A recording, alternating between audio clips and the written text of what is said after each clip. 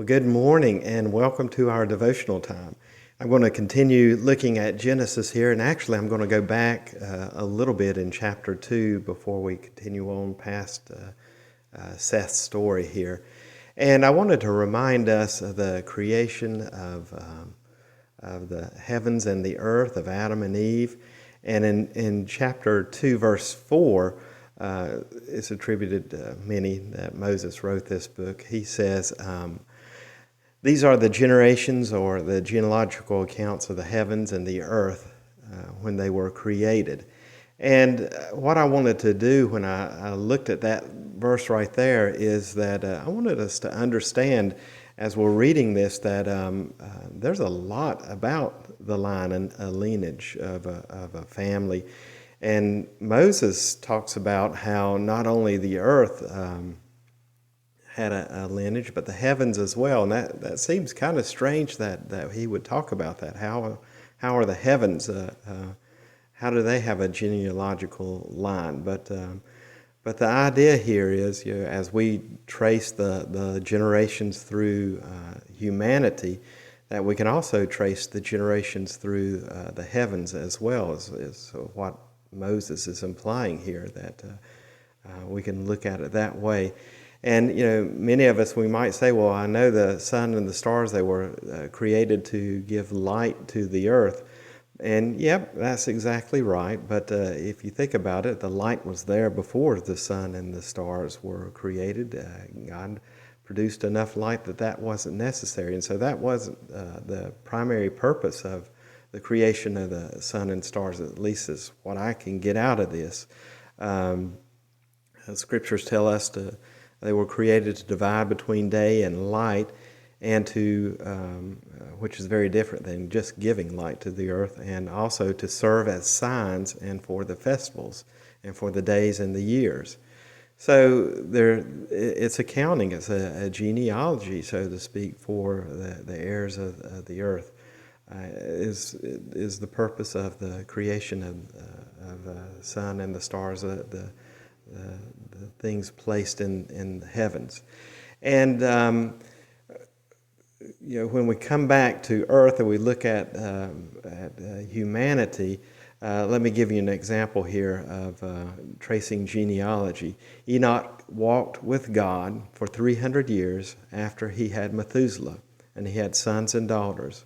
And this is Genesis chapter 5 if you want to find his story. But what I want us to notice there is that scriptures don't really give mention to the other children, and it's not that they're unimportant. I think a part of it is God didn't write their life story down because it's none of our business, but they are certainly a very important part of His creation, and they have a purpose, significance here in this world. But it just so happened that what the Genesis is interested in is genealogy about who is passing down this promise that began with Adam and Eve, the promise of a Messiah or Savior that is coming, who is passing that down. And that's kind of the same thing, I think, is what the purpose of the heavens are, the creation of the things within the heavens, is to point to this Messiah. That's why we have the feast, as Moses said, that they're there for the feast, for a tracing of time, a tracing of a story. The genealogies teach us to think generationally, to help us think about our past and our future. It's in a way, it's to look beyond ourselves and our circumstances to the past, to the future. That teaches us the important things that are going on in the world are they're not really our personal tragedies or even a national catastrophe. They teach us to look beyond, to expect, and indeed to eagerly anticipate